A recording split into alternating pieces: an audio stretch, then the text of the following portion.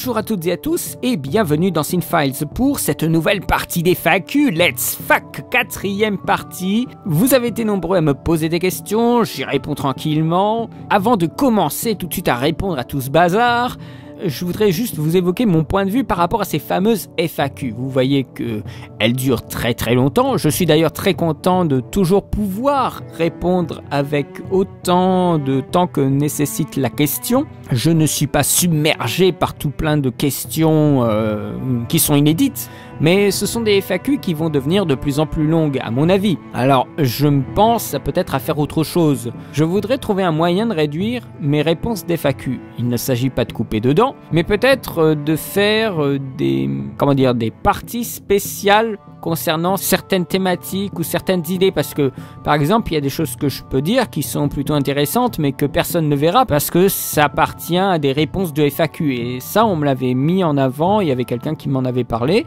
c'était très juste, et je trouve ça dommage en fait qu'il y a du potentiel analytique ou de réflexion dans les FAQ mais qui n'est pas à son plein potentiel. Alors je me pose beaucoup des questions, comment je peux faire peut-être pour déjà réduire les FAQ, mais aussi faire en sorte que il y a des choses qui ressortent de ces FAQ. Je pense que je ne pourrais pas continuer à faire des FAQ de ce type-là parce que c'est très long.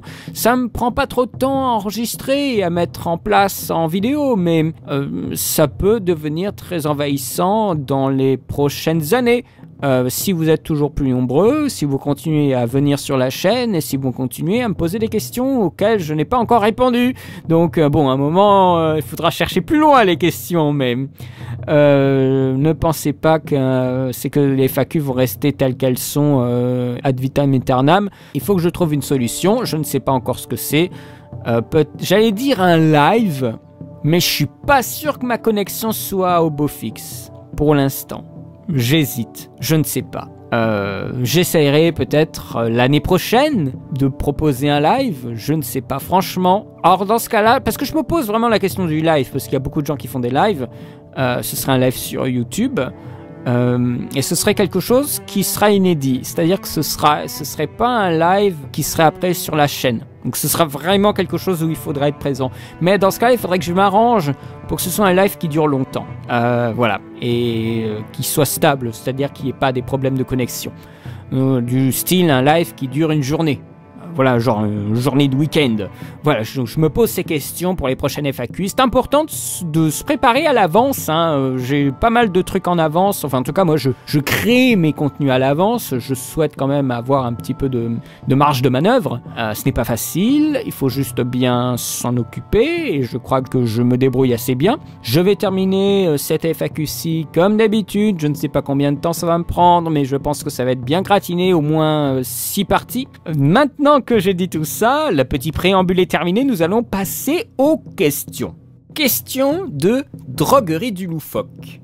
Quel est ton point de vue sur la théorie des auteurs? La politique des auteurs, je crois que c'était, selon Truffaut, il appelait ça la politique des auteurs.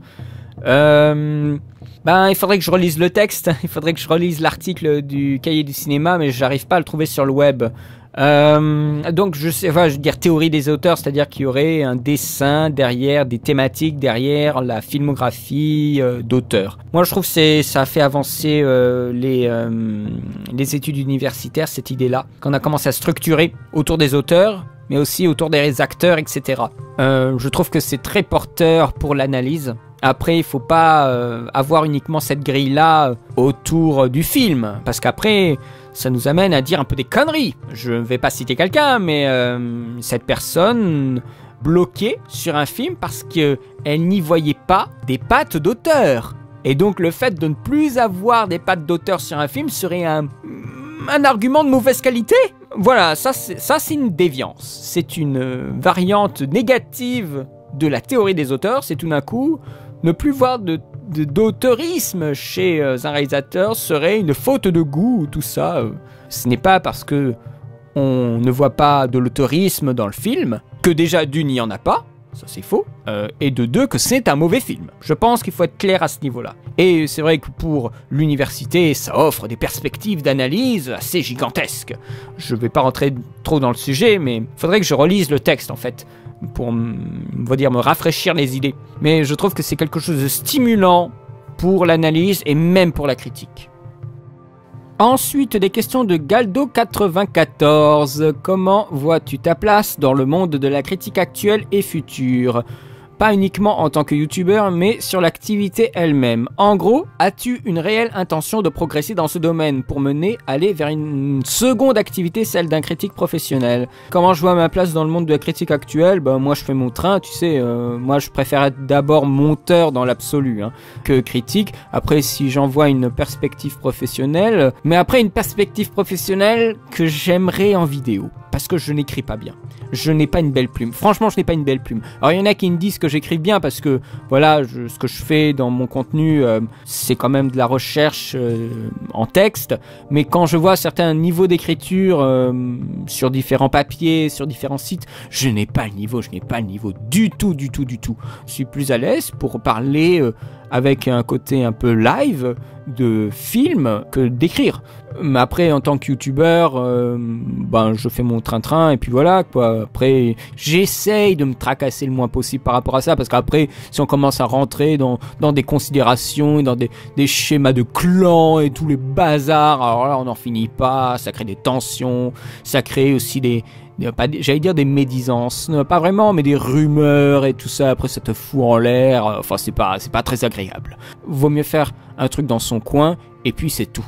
Ensuite, traites-tu cela comme un exercice dans un but profitant à ton activité principale? Dans un but profitant à ton activité principale, qu'est-ce que tu veux dire là? Comme un exercice en termes de montage, des fois ça peut m'aider. Ça m'a aidé pour faire après des bandes annonces et des sujets de reportage, faire des montages beaucoup plus serrés pour les émissions de Mr Cool par exemple. Ça m'a vraiment aidé. Même si ce qu'on me demandait pour faire des reportages en montage, c'était encore plus serré que ce que je faisais déjà. Mais j'avais déjà quelques petits réflexes. Ça ne change pas beaucoup à mon activité principale. Et ce qui me gêne aussi, c'est que tout ce que je fais là, c'est-à-dire entretenir ma culture de cinéma, je peux pas l'exploiter quand je travaille. Et ça me fait ultra grave chier. Alors, j'ai fait 2-3 fois des bandes annonces de films, j'ai kiffé méga grave parce que je pouvais enfin travailler quelque chose et discuter aussi avec des gens qui avaient vu le film et qui avaient une vraie expertise de film. Toute cette frustration de ne pas pouvoir parler de film, ça s'est déployé et j'ai grave kiffé parler avec le mec avec qui j'avais bossé pour faire des bandes annonces de films. Ça, c'était cool, mais je le fais autrement. Non, on me demande pas d'avoir une culture cinématographique quand je fais du montage. Pas du tout. Et ça, c'est peut-être une grande frustration que j'ai. C'est pour ça que je continue ma chaîne d'ailleurs, au passage. Ensuite, ton avis sur la scène de la critique amateur. Ça m'intéresse beaucoup. Tu en as parlé souvent par bribes, par-ci par-là. Un avis plus clair et plus précis sur la question, avec des noms. Non, mais je ne pourrais jamais avoir un avis clair parce que c'est quelque chose qui évolue très rapidement, avec des gens comme ça qui émergent. On ne sait pas trop pourquoi, mais ils émergent quand même. Après, la critique amateur... il ne s'agit pas seulement de critiques comme ça sur YouTube, mais aussi de l'écrit. Il y a des gens qui font des journaux amateurs. Je vous renvoie à la 7e obsession. Alors c'est un truc un petit peu du style cahier du cinéma, mais c'est bien fait et pourtant c'est amateur. Moi je suis d'accord avec ce que disait la personne là sur France Culture ou France Bleu, je sais plus, lors d'une émission qui avait un petit peu attaqué Durandal de mémoire. Alors j'ai pas revu l'émission pour la question, mais il disait que de mémoire, je suis pas sûr des termes, mais que aujourd'hui sur YouTube, tout le monde pense que son avis est intéressant et tout le monde souhaiterait se faire entendre, alors que ça ne peut qu'être pour déblatérer des banalités. Et je m'inclus dedans aussi, mais en fait, il faut être conscient de ça. Et ils ne comprennent pas que c'est grave et qu'il faut aussi se remettre en question. Non, eux, ils s'en foutent, ils préfèrent foncer et dire « Oh, mais ils ont pas le droit de dire ça !» Ben si, ils ont complètement le droit de dire ça, ils ont le droit. Et ce n'est pas parce que c'est un moyen de diffusion plus ancien qu'il dit, c'est mal parce que c'est vrai. Ne pensez pas un seul instant que c'est bénéfique, que d'un coup, tout le peuple peut dire ce qu'il veut sur Internet et pense que ce qu'il va dire est intéressant. Et qu'il va y avoir de la considération et qu'il est légitime. Comme disait Balian dans Kingdom of Heaven, tous sont légitimes, aucun n'est légitime. Et c'est vrai, mais il faut pas penser qu'on est légitime parce que ci ou ça. Et la légitimité, ce sont des gens qui ont travaillé leur sujet, d'une part, qui ont éventuellement travaillé dans le milieu, et qui sont éventuellement des professionnels. Des gens qui sont payés uniquement pour faire ça. C'est-à-dire que toute la journée, ils lisent, ils se renseignent, regardent des films, c'est leur métier. Je crois qu'il faut bien se remettre un petit peu dans cette perspective-là. Leur vie entière est tournée vers réceptionner un film. Et ça, il y a beaucoup de youtubeurs amateurs qui le font pour être tendance, parce qu'ils pensent que leur avis est intéressant, mais en fait non, c'est du ressenti personnel. Alors bien sûr, ce qui touche les gens, c'est notre ressenti personnel, je suis d'accord. Ce qui se démarque particulièrement, et je parle même pas de forme, là je parle vraiment pas de forme, je parle de fond. Est-ce que ça vaut la peine de s'enregistrer pour parler d'un film? Est-ce qu'on a quelque chose de plus qu'un autre dans ce qu'on va dire? Et ça, c'est la grande question. Alors, moi, j'ai pas forcément plus de choses à dire qu'un autre. Alors, à la place, moi, ce que je fais, c'est que je travaille tout un aspect autour du film, qui m'intéresse peut-être plus que donner simplement mon avis sur le film. La scène de critique amateur, ça vient par strates, toujours entre ceux qui sont à des dizaines et des dizaines et des dizaines de milliers d'abonnés, et eux, tu les vois jamais parler avec les gens, tu les vois pas se mêler aussi aux autres critiques. C'est gratuit ce que je veux dire, mais ils sont trop fiers de leur statut, et ne souhaitent pas se compromettre, c'est ça aussi. Garder cette image de quelqu'un qui a de l'importance. Et tout d'un coup, quand il est confronté à quelqu'un d'autre, il devient moins important. Je vous renvoie à la première critique de Durandal tout seul, et la deuxième critique de Durandal avec Quentin, donc Mister 3D. Là, on voit tout d'un coup que Durandal est beaucoup moins assuré, et beaucoup moins impressionnant, a beaucoup moins d'aura quand il est avec quelqu'un. Ça rend moins charismatique la personne qui est en train de parler des films. Et ça, on le souhaite pas. On souhaite rester charismatique. On souhaite pas se faire ridiculiser. En quelque sorte, oui, il y a ça. Oui, on souhaite pas se faire ridiculiser. On souhaite pas que notre avis soit rabaissé, soit mis à mal. Donc on reste chez soi, avec des gens qu'on aime, et on sait que les gens seront d'accord avec nous. Et des trucs comme ça. J'y vais, je me confronte un petit peu aux autres quand je fais des débats sur la table ronde, ou sur les Ankiran débats. Mais je devrais faire plus ça, parce que je devrais me mettre plus à mal. C'est très intéressant de se mettre à mal, hein. Ouais, je crois que tous les youtubeurs devraient se faire mal, à un moment. De se confronter à des gens qui sont plus balèzes que nous, et de se confronter à des sujets qui sont pas faciles, et d'essayer d'être un contre-courant, ne serait-ce que quelques instants, pour se rendre compte à quel point on est nul, à quel point on est misérable et minable, quand on fait ces petites vidéos sur YouTube en parlant de films. Je pense que, sans le vouloir, je voulais un petit peu casser des trains-trains quotidiens en faisant un truc sur Odyssée, vraiment me confronter au film avec grande violence, et me confronter avec Crost aussi. Je voulais me faire violence, et après me confronter aux commentaires. Et c'était formidable de me confronter aux commentaires, et de savoir comment je peux répondre, comment je peux des fois désamorcer des dialogues, ou comment je peux renvoyer la balle à la personne de façon tout aussi agressive qu'elle. Il faut se mettre à mal pour être plus résistant aussi aux critiques infâmes. Les gens qui sont... Là, je pars un petit peu en live sur la question, mais la critique amateur... c'est bien joli s'ils font des films, et encore une fois, on en revoit un critique amateur. Je vous parlais de tous les films que j'aime, et ça revient toujours à parler des mêmes films, mais jamais à se confronter avec la violence sur un film que le mec, il a, genre le gamin, il a 15 ans, il fait son truc de son côté là sur des films. J'ai retrouvé le futur, Jurassic Park, ouais, la trilogie de Batman, la trilogie Spider-Man, des trucs comme ça. Tout d'un coup, il faudrait le confronter à un vieux film, enfin, le vieux film, hein, le truc, la violence quoi. Et voir un petit peu comment lui il s'en sort. Et là tu vois qui est amateur et qui essaye d'être au-delà d'amateur. Je dis pas professionnel, mais qui essaye d'avoir déjà un peu plus de considération sur le contenu qu'il fait. Et là on voit les gens qui sont des vaillants, et ceux qui ne voient en fait l'attitude de critique que voilà vraiment du hobby passager, et pas du tout quelqu'un qui a envie de s'investir. Voilà, entre ceux qui s'investissent, qui sont des fous, et ceux qui ne voient ça simplement comme hobby, qui ont pas envie de se prendre la tête, et c'est très bien aussi, parce que c'est pas des gens qui se destinent à entrer dans quel que soit le milieu du cinéma. C'est sûrement quelqu'un qui vont être peut-être fonctionnaires, ou qui vont travailler en tant que scientifiques de recherche, ou qui vont être policiers, qui font juste ça, ou qui ont déjà un boulot, et qui font ça juste pour se faire plaisir, mais rien de plus, qui ne se prennent pas la tête. Et il y en a d'autres, ce sont des acharnés, des fous, des gens, quand tu les entends, tu vois qu'ils se transpirent, qu'ils ont envie de faire une émission à top, qui ont envie de parler tellement de films, qui ont la niaque, qui ont envie tellement de montrer, de donner des choses aux gens, de partager.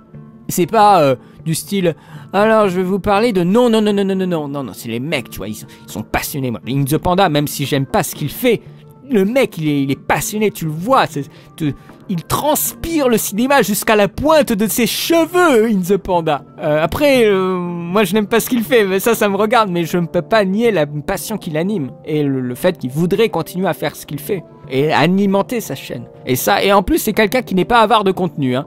Quand on voit que d'autres personnes mettent des semaines à créer une vidéo, alors qu'ils sont payés pour ça, ce qui des fois me fait demander, je pense précisément là, je dis des noms, hein, Durandal et le Fossoyeur. Les mecs sont payés à plus de 1000 € par mois. Et encore, il y a sûrement les publicités sur YouTube et encore d'autres trucs qu'on ne sait pas. Si les mecs vivent vraiment, mais absolument, mais vraiment de ça, je ne comprends pas. Mais vraiment, je ne comprends pas pourquoi on n'a pas au minimum une vidéo par semaine. Et je parle une vidéo, quoi. Pas je m'enregistre devant la caméra et après je le passe dans un projet déjà tout calibré et je sors la vidéo, hein. Parce que ça on peut le faire tous les 2 jours, hein. Quand je vois les vlogs de Durandal, alors on a un vlog par semaine. Oh, un vlog par semaine. Je tiens à vous signaler qu'il y a quelques années, c'était 4 vlogs par semaine, pratiquement, hein. Et il te faisait tout, il te faisait le blockbuster, le film attendu de la semaine, il te faisait 2-3 films un petit peu plus indépendants. Maintenant le mec, je sais pas, il est flemmard ou quoi? Moi ça me choque. Alors, moi j'essaie vraiment dans la mesure du possible de vous livrer une vidéo, on va dire tous les 10 jours, tous les 7 à 10 jours, toutes les semaines, et je suis pas payé. Alors moi, je trouve ça ouf, quoi. Que les mecs ne considèrent pas la chance monumentale qu'ils ont.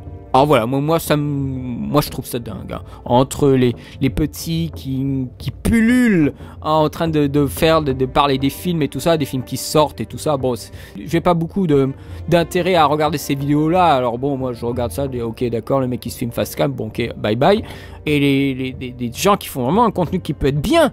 En plus, si c'est après pour dézinguer une façon un peu faussée des grands classiques, n'est-ce pas, Durandal? Surtout en revenant toujours sur les mêmes arguments. Je veux dire, le mec n'a même pas fait une effort de synthèse. Non, il te fait un résumé à la croste, quoi. Oh, mon Dieu. Non, mais ça, c'est n'importe quoi. Voilà. Après, il y a d'autres émissions qui essaient de relever le niveau. Voilà, moi je vais plutôt parler de ça pour terminer parce que je trouve que j'ai déjà pris beaucoup de temps. Il y a des émissions qui relèvent un peu le niveau, moi, des émissions comme des podcasts audio, comme Nos Ciné, qui est vraiment pas mal. Moi j'aime beaucoup Nos Ciné, je l'ai découvert récemment, ils ont une chaîne YouTube où ils postent leurs podcasts, c'est très bien. Il y a des gros podcasts un peu massifs comme les podcasts de Capture Mag qui sont très bons. Cinéphilie, Split Screen, bon, ce sont des podcasts qui datent un petit peu mais ils sont de qualité. Il y a des émissions comme le Ciné Club de Mr Bobbin, je ferai jamais assez de pub, moi j'aime beaucoup ces mecs. Je sais pas, en fait ils sont au courant que j'arrête pas de leur faire de la pub, mais je trouve qu'ils sont vraiment bons. Et vous apprenez vraiment des trucs, hein. Après ce n'est peut-être pas forcément assez pédagogique. Et des émissions de débat, mais entre youtubeurs. Et ça je crois que c'est une très grande force quand je parlais de strat et de niveau avec des gens comme ça qui se mêlent pas avec les autres. Il y a la table ronde et les Ankiran Débat qui font des débats où ils invitent d'autres youtubeurs. Et il ne s'agit pas de confédération de youtubeurs, genre la bibliothèque d'Alexandrie ou Spatule Force ou des trucs comme ça, des espèces de trucs où tu sais même pas pourquoi ils se mettent en groupe, alors qu'ils peuvent très bien communiquer sans se mettre en groupe.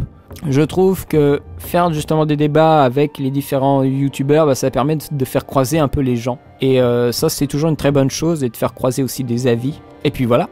Je trouve que c'est peut-être ce qui est arrivé de mieux pour la scène de la critique amateur sur YouTube. Et après on se rend compte, on connaît pas la personne, on va voir ce qu'elle fait. Et ça fonctionne comme ça et ça génère un flux. Ça génère aussi une base de personnes qui se connaissent. Un réseau de critiques amateurs. Moi je trouve que c'est une très bonne initiative de la part de Dandy Movie et de Charles Gravouille. De toute façon, dans 2-3 ans, il faudra revenir sur tout ça aussi. Donc bon, je vais m'arrêter là, mais je crois que tu auras déjà un bon aperçu. Mais encore une fois, c'est par bribes, hein. Il y a sûrement des trucs, j'ai oublié d'en parler, mais bon, c'est comme ça, quoi. J'espère en tout cas que ça t'aura intéressé. Galdo94, je te remercie pour tes questions. Ensuite, une question de Alfred Tate, ou Tate, je ne sais pas. Ton ressenti sur Crost a-t-il changé ou évolué depuis la sortie de ta vidéo et des nombreux commentaires? Pareil pour État Critique d'ailleurs, changé en bien ou en mal? Je pense que déjà pour État Critique, non, ça n'a rien changé. Il n'y avait pas de grosse remise en cause dans les commentaires sous ma vidéo d'État Critique. C'est une émission qui continue encore, donc elle évolue constamment, donc ma critique est déjà un petit peu obsolète sur certains aspects, donc ça c'est bien normal, hein. Il n'y a pas de souci à ce niveau-là, mais mon avis n'a pas vraiment changé. Concernant Crost, alors j'ai eu beaucoup de retours, j'ai quasiment répondu à tous les retours. Alors il y a des choses que je ne pouvais pas savoir puisque c'était des choses qui concernaient directement jeuxvideo.com. Alors il y a des gens qui m'ont expliqué, c'était super intéressant. Autrement, il y a des points de vue, je ne peux pas partager ces points de vue-là. Non, ça n'a pas vraiment changé mon point de vue, mais ça a eu le mérite, tous ces commentaires ont eu le mérite de, comment dire, de bien mettre en avant des aspects ou surtout une façon de le dire que moi je n'ai peut-être pas présenté de la façon la plus claire et la plus diplomate. Voilà. Il y a des gens qui m'ont expliqué comment ils voyaient l'émission et c'était d'une façon très diplomate et je les en remercie. Mais je pense que les gens qui ont pris du temps à aussi me faire des gros pavés, ce sont les gens les plus raisonnables concernant l'émission. Mais il ne faut pas penser que c'est la majorité, puisque je pense quand même que Crost se destine à un public beaucoup plus jeune aussi, et un public qui est pas forcément très raisonnable. Donc je pense que j'ai déjà eu une menace de mort sur un blog, mais au vu de l'écriture de la personne, je pense pas que c'était un grand gaillard. Mon ressenti n'a pas changé, ça c'est sûr. Mais par contre, il est atténué par les nombreux commentaires et surtout les choses qui revenaient constamment concernant l'émission. Donc voilà, je n'ai pas grand chose à dire. Faut pas penser qu'il y aura un avant et après Crost sur la chaîne. Non, ça ne change absolument rien au contenu que je vais faire, à la façon dont je vais parler des films ou d'autres choses. Mais je crois que tous ces commentaires ont pu aiguiller un petit peu mon regard et surtout ont atténué certaines choses que je disais dans la vidéo. Mais ça, c'est plutôt bien. Ensuite, 2 questions de Mad Max 573. Comment un réalisateur peut faire une filmographie intéressante sur toute sa durée et accessoirement développer les mêmes thématiques sous différents angles? Je pense pas que le réalisateur pense à tout ça. C'est quelqu'un qui fait, c'est quelqu'un qui raconte. Mais un sujet peut l'intéresser plus qu'un autre parce qu'il est sensible à ce sujet-là. Si je prends Olivier Marchal, eh bien il a fait 36 quais des Orfèvres, il a fait MR73, je crois que ça s'appelle comme ça, c'est avec Daniel Auteuil, et il a fait aussi la série Braco, c'est que des trucs de flics, parce que le mec il a été dans la police, voilà, donc le mec il est comme il est, et ça se ressent dans ses sujets, voilà. Tout simplement, Spielberg est un humaniste, je pense qu'il l'est profondément, énormément de ses films, Le Pont des Espions et son dernier témoignage, c'est un humaniste, on retrouve les thématiques humanistes, vraiment les gens qui croient au bien dans ses films. Ces gens ne sont pas là en train de calculer, d'intellectualiser leurs propos. C'est pour ça que des fois, il y a des filmographies entières qui sont très cohérentes, mais parce que les gars, ils sont au naturel. Il y avait une réalisatrice de documentaire qui me disait que ce qui touche le plus de gens, c'est soi-même. C'est notre intériorité, c'est notre individualité. Et c'est vrai, c'est vrai.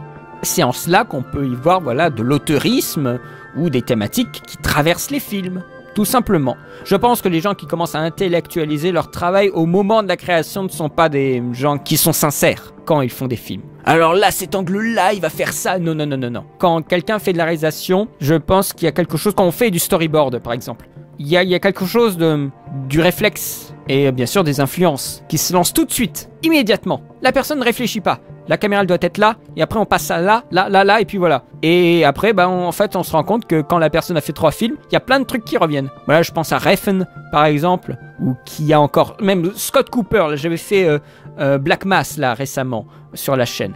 Scott Cooper, quand tu vois tous ses films, là, ces 3 films, je trouve qu'il y a vraiment une cohérence dans le style. Donc voilà, je sais pas si j'ai bien répondu à la question, mais pour moi, il n'y a pas un calcul du réalisateur. Ça se fait par rapport à comment lui ressent les choses. Et ça, on peut pas être à sa place, mais on peut qu'en découvrir et en savourer les similitudes.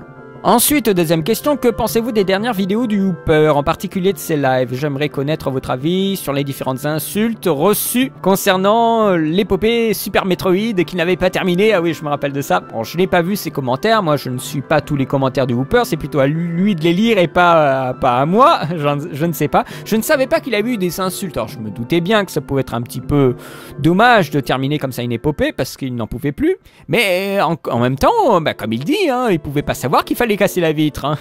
Non mais c'est vrai. Non mais c'est vrai. Non, non, je pense qu'il a bien fait d'arrêter le jeu parce qu'on sentait clairement que ça l'agaçait. On va voir si c'est pour continuer comme ça. Non, non, non. Donc après, il l'a repris, plus posé, et il l'a terminé. Donc tant mieux. Que penser de ses dernières vidéos sur toutes ses lives? Moi, je trouve que c'est plutôt bien. Voilà, il se pose, il fait ce qu'il a envie. C'est le plus important. Et puis voilà, c'est plutôt agréable à écouter en fond. Et tout d'un coup, s'il y a des trucs amusants, on passe au premier plan. Si le jeu nous intéresse, on le regarde intégralement. Moi, je trouve que c'est sympa. Bien sûr, c'est moins de vidéos, mais c'est une évolution. Il avait envie de tester du streaming, même s'il n'avait même pas trop aimé au départ cette idée-là. Eh bien, il se rend compte peut-être que ça lui convient plus en ce moment. Moi, je suis une attitude plutôt bienveillante envers le Hooper. C'est quelqu'un qui est là depuis très très longtemps. C'est quelqu'un qui m'a fait découvrir plein de choses. Je regardais quelques vidéos sur YouTube, mais pas tant que ça. Et avec le Hooper, j'ai vraiment commencé à suivre des gens. Mais littéralement, vraiment regarder toutes les vidéos. Et c'était le cas avec le Hooper. Peut-être le Hooper a été le premier d'ailleurs, il me semble. Non, non, il n'y a pas de souci avec ces dernières vidéos. C'est lui que ça regarde. Et après, c'est à nous de suivre ou non ces vidéos. Tout simplement. Je te remercie Mad Max 573 pour tes 2 questions. Ensuite, des questions de George McFly. Ah, j'aime beaucoup George McFly. J'ai un souci avec les critiques sur Internet qui imposent leur avis en prenant de haut comme Dex et le cinéma, Durandal, le Daron ou Yannick Dahan. Préfères-tu ce genre de critique un peu plus provoque plutôt que l'inverse, c'est-à-dire plus respectueux du style état critique, horreur critique, le cinéma d'Elvis, etc.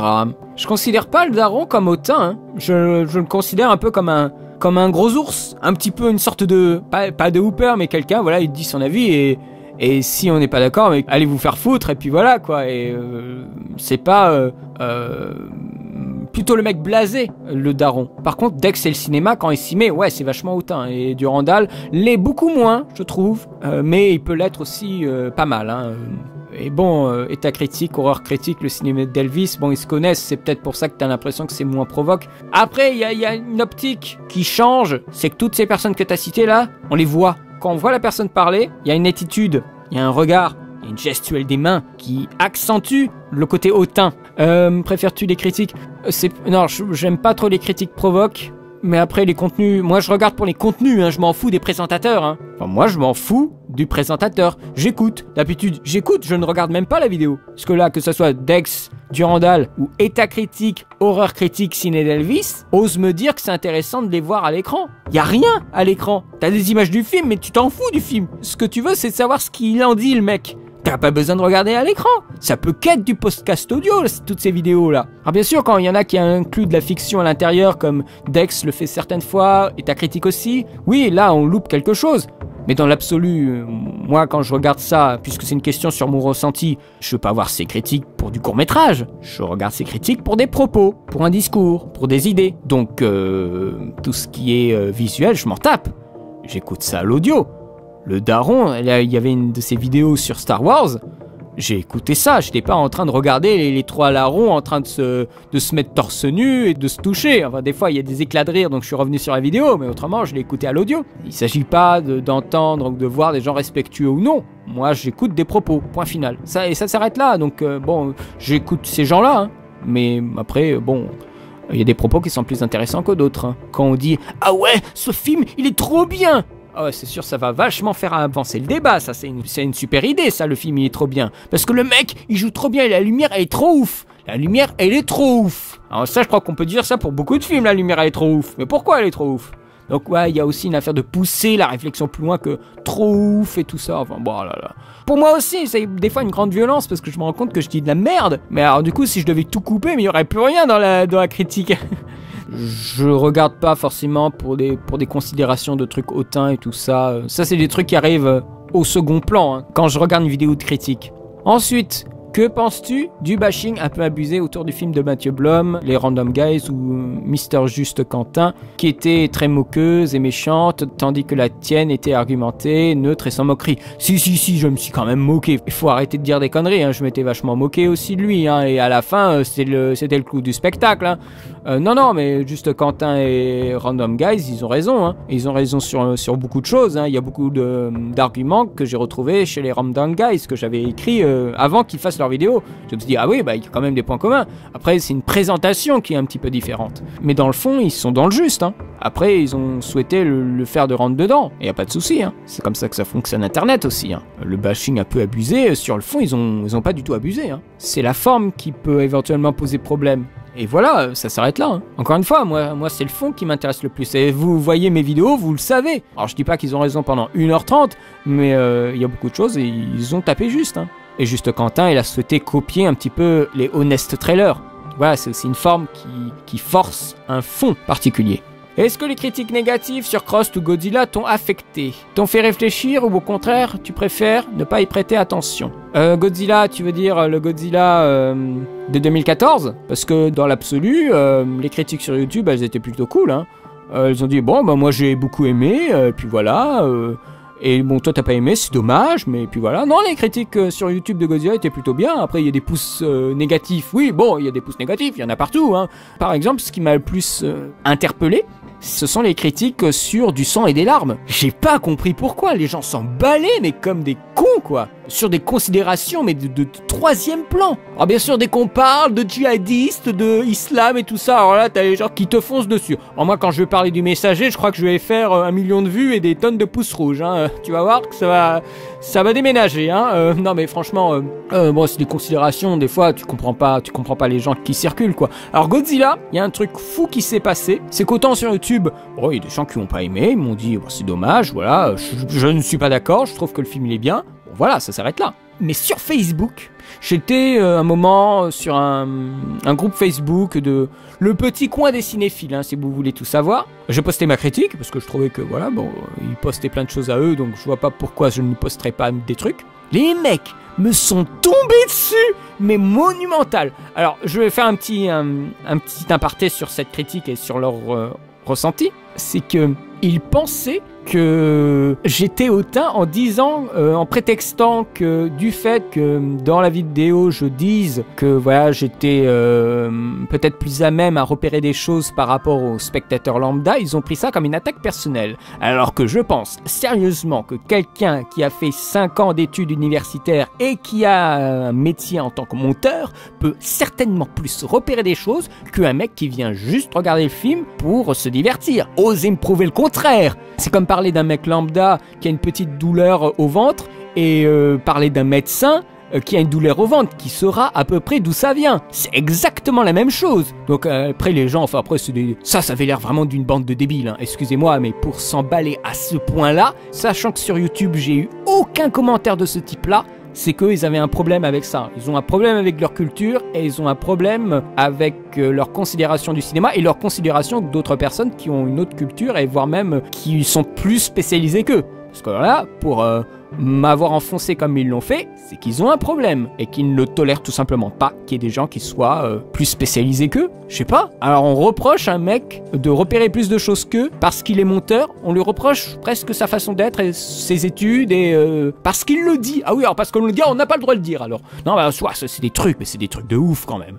Moi, je trouve ça, ça me scandalise. Après, qu'on le repère, c'est une chose, mais qu'on vienne me tomber dessus pour ça, moi, je trouve ça dingue. Voilà, ça c'était pour Godzilla, mais c'était un petit truc sur Facebook, c'était très très isolé, tu vois, si ça avait pris de l'ampleur, bon, moi, je me serais posé des questions. C'était provoqué par une poignée de gens, donc, tu vois, il n'y avait pas à quoi s'alarmer. Voilà, au-delà de ça, pour Crust, les commentaires, comme je l'avais, d'ailleurs, c'était déjà une question qu'on m'avait posée, ils m'ont pas fait réfléchir, mais ils ont plutôt ajusté certaines visions, mais qui restent la même. Mais ils ont ajusté peut-être, ils m'ont atténué certains propos, ce que je pouvais penser. Je pense qu'on peut le voir comme ça. Ça a atténué peut-être un peu mon agressivité, mais en aucun cas ça a changé mon point de vue.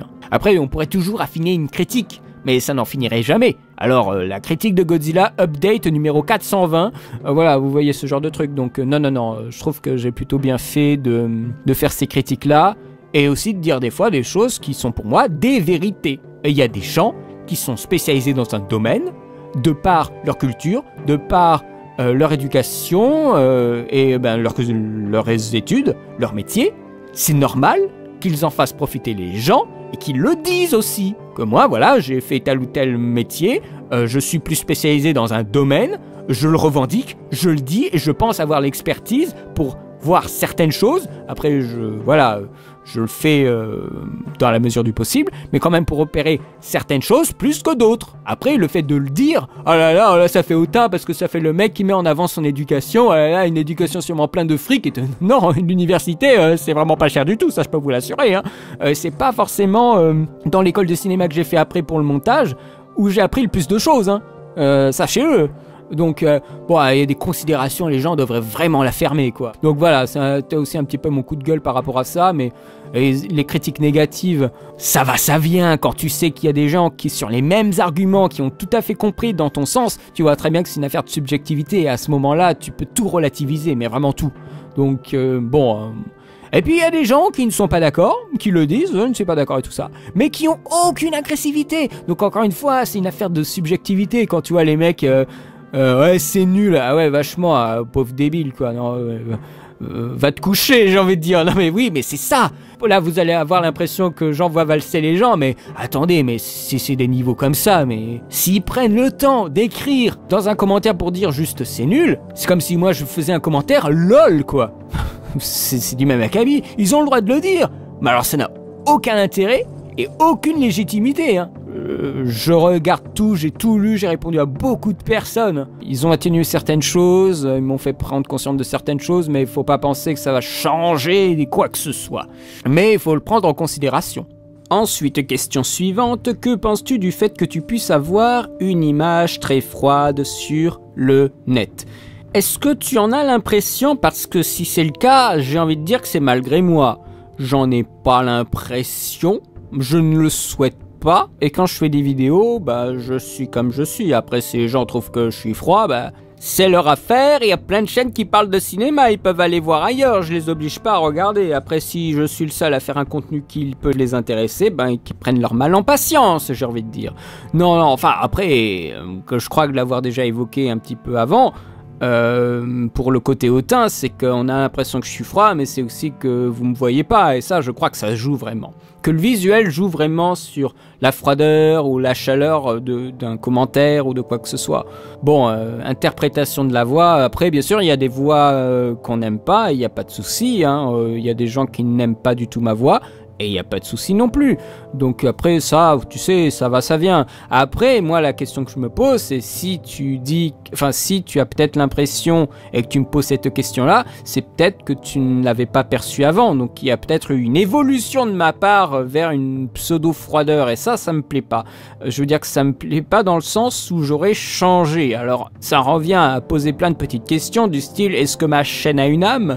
Parce que c'est vrai, il y a des chaînes qui ont une véritable âme, hein. Je me rappelle quand HCFR, donc la chaîne tenue par deux Belges sur Hearthstone, s'était scindée. Ils parlaient de chaîne qui avait une âme, c'est-à-dire une chaîne qui avait une personnalité. Il y avait quelque chose sur cette chaîne et j'étais bien d'accord, j'avais suivi énormément de leurs vidéos. Et ça revient à me parler aussi de est-ce que ma chaîne a une âme ? Est-ce qu'il y a eu des changements qui ont fait que je ne suis plus le même ?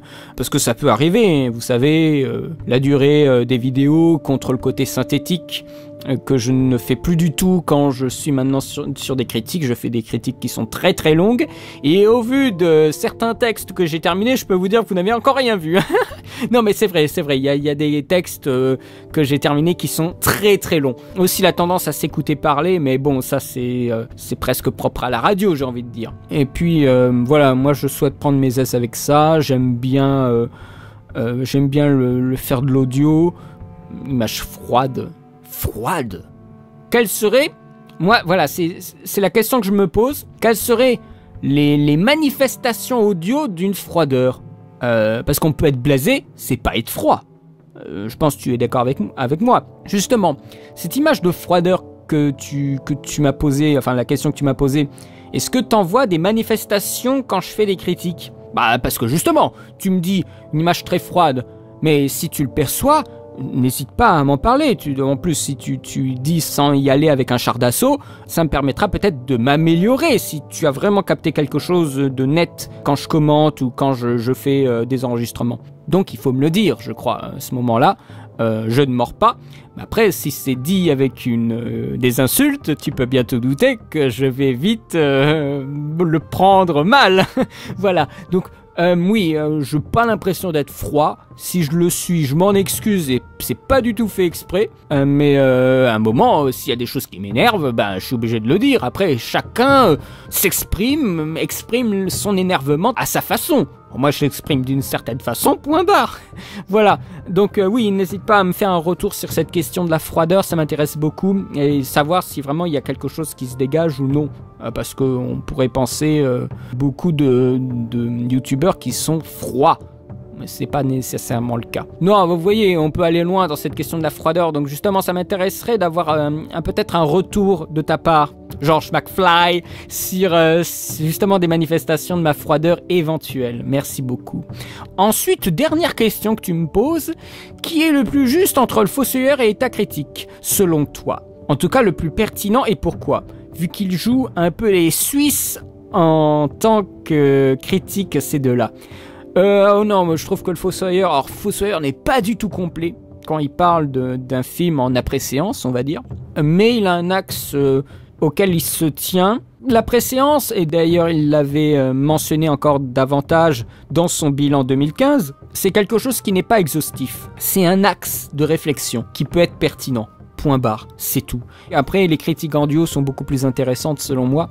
Elles permettent d'être un petit peu moins monolithiques. Si je devais prendre uniquement pour le travail de critique, je préférerais le Fossoyeur. Je trouve que le Fossoyeur est peut-être un petit peu plus pertinent. Après, le choix de faire des critiques sur des films plus anciens, ça c'est tout l'intérêt d'une chaîne comme État Critique. Si vous connaissez un petit peu les deux Lascar, vous savez très bien qu'ils ne sont pas, neutres. Ils ont des avis bien tranchés.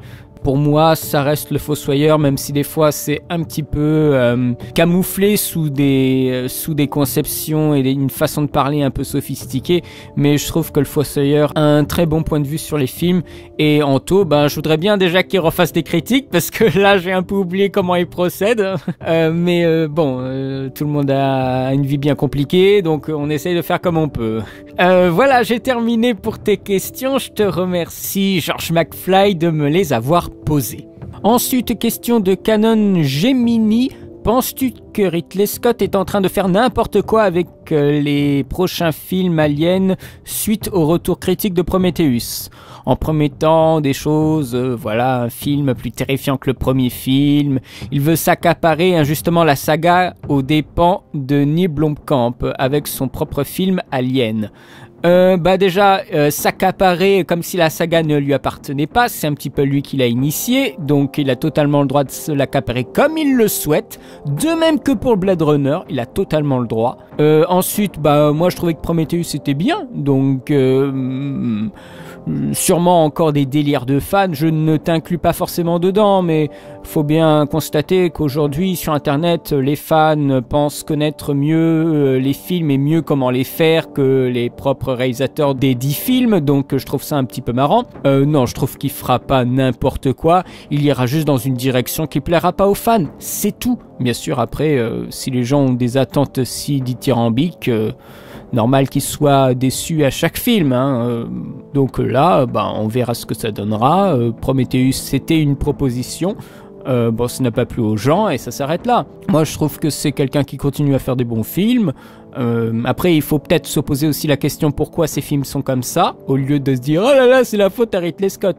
Oui, il y a sûrement des facteurs qui sont peut-être autres que Ridley Scott qui amènent un film à être comme ça. Donc, il faut se les poser, ces questions, et pas rester bêtement devant le film et le fait accompli. On n'a encore rien vu de ces images. Si ça se trouve, ce sera très bien. Et si ça se trouve, ce sera juste un bon film. Faudra pas s'attendre à un truc de fou. Je pense qu'avec la douche froide qu'a été Prometheus pour certains, ils attendront pas grand chose et si ça se trouve, ils seront surpris. Donc moi j'attends de voir. En fait, il faut jamais être très très pressé de voir un film. Ça c'est très très dur aujourd'hui, on nous monte la tension pour rien. et après on est déçu. Ah bah oui, bah ça arrive souvent comme ça. Donc il faut rester optimiste, il faut rester ouvert d'esprit et après on verra, tout simplement. Je te remercie pour ta question Canon Gemini. Ensuite, pour terminer cette partie des FAQ, une question de Nathan Villebout. Je t'ai jamais vu traiter des grands films d'animation japonais. Tu ne le fais pas car c'est un cinéma dans lequel tu as du mal à te plonger ou qui ne t'intéresse pas. Ni l'un ni l'autre, c'est juste que j'ai pas le temps de bien m'en occuper. Et il y a juste un tout petit aspect qui peut un peu me gêner, c'est que ce sont des films japonais. Et je ne suis pas japonais. Tout simplement. J'ai peur en fait de faire des contresens et d'interpréter le film d'une façon qui ne correspond pas du tout à ce que c'est en vrai. Parce que je suis européen, j'ai une grille de lecture européenne et ce serait bête de passer à côté de choses qui sont essentielles mais qui ne sont pas à la portée d'une lecture, d'une grille analytique d'un européen. Donc voilà, il faut se renseigner et tout ça et j'ai peur de me gourer, de faire une mauvaise démarche, en fait, de vous dire n'importe quoi, tout simplement. Je n'ai rien contre les films japonais, mais ne t'inquiète pas, j'en parlerai, mais il me faudra juste me laisser le temps. En tout cas, je peux pas lire le japonais, donc je fais avec ce que j'ai et ce que je peux trouver sur Internet, parce que, encore une fois, la limite que je m'autorise tant que je n'ai pas monétisé la chaîne, c'est que je reste sur Internet. Parce que si je commence à aller en bibliothèque pour les livres, alors là ça veut dire que je prends trop de temps pour faire ce contenu sur la chaîne. Là, à un moment, je ne peux pas. Je ne peux pas aller au-delà d'un contenu qui est sur Internet. Parce que sinon, ce serait vraiment un contenu qui me dévorerait. Parce que je sais qu'il y a des bouquins sur le cinéma japonais qui peuvent sûrement me donner des pistes incroyables sur comment je peux décrypter la pensée japonaise dans les films. Mais c'est une démarche que je ne veux pas faire parce que sinon, je sais que je vais m'engouffrer dans un truc. Et après, je vais vouloir le faire pour plein de films. Et après, ce sera terminé. Et voilà, je ne vis pas de ma chaîne et je veux rester comme ça. Donc en fait, tu vois, il y a une démarche de recherche que je souhaiterais faire dans le meilleur des cas pour pas me gourer sur les thèmes et sur ce qu'est le film, tout simplement, parce que je prends en considération le film. Et je voudrais pas dire n'importe quoi dessus. Et c'est très difficile. Et à chaque film, j'ai l'impression... Je vais bientôt vous parler... Je crois bien que c'est la prochaine critique, d'ailleurs. Je vais vous parler de The Assassin, qui est un film, si je me trompe pas, taïwanais, qui a eu le prix de la mise en scène à Cannes. Je vais pas dire des trucs folichons, parce que j'ai peur de me gourer sur... qu'est-ce que peut vouloir véhiculer le film. Donc je vais vous en parler beaucoup en apparence et en surface, pour vous dire ce que propose le film en mise en scène, en structure, mais pas rentrer dans les thèmes du film, parce que c'est très très risqué pour moi de dire un petit peu n'importe quoi. De même que pour les autres films étrangers, tu pointes très justement que tu ne parles pas de ce que tu ne connais pas trop bien, et tu as bien raison, d'où le fait que la chaîne traite majoritairement du cinéma américain. Absolument. Mais voilà, tu vois, il y a ce risque de si je vais en profondeur, ça nécessite des recherches, ça prend du temps. Honnêtement, je devrais plus passer du temps à trouver du boulot ailleurs en tant que monteur intermittent que de faire ça sur la chaîne. Je suis complètement conscient de ça. Mais voilà, il y a cette démarche et cette limite que je ne veux pas faire parce que sinon, alors là, c'est la fin des haricots, j'ai envie de vous dire. Non, après, je rentre vraiment dans un truc, dans un cercle et je n'en finis pas, quoi. Donc voilà, quand même, je me limite à ce que je peux faire. Et je crois que c'est vachement bien pour l'instant ce que je fais en termes de propos. Hein. Pensez pas que la vidéo c'est du vachement bien, c'est juste un mec qui parle avec un diaporama de photos. Mais enfin en tout cas pour les critiques, hein, pour les analyses c'est un peu plus compliqué que ça. Oui non c'est que j'ai pas le temps de bien rentrer dedans et bon mis à part en parler comme un film américain ce serait un peu réducteur. Donc voilà tu sais c'est tout simple la réponse. Mais je te remercie d'avoir posé la question parce que c'est quelque chose d'important et même le cinéma japonais est important pour montrer un autre aspect de l'animation. Et puis maintenant que j'y pense, tu sais, j'ai fait des Disney pendant des années maintenant, j'ai envie de dire, des années, et donc j'ai pas envie de rentrer tout de suite dans l'animation une fois de plus. Mais à un moment ça reviendra, ne vous inquiétez pas. Je reviendrai régulièrement sur les films d'animation.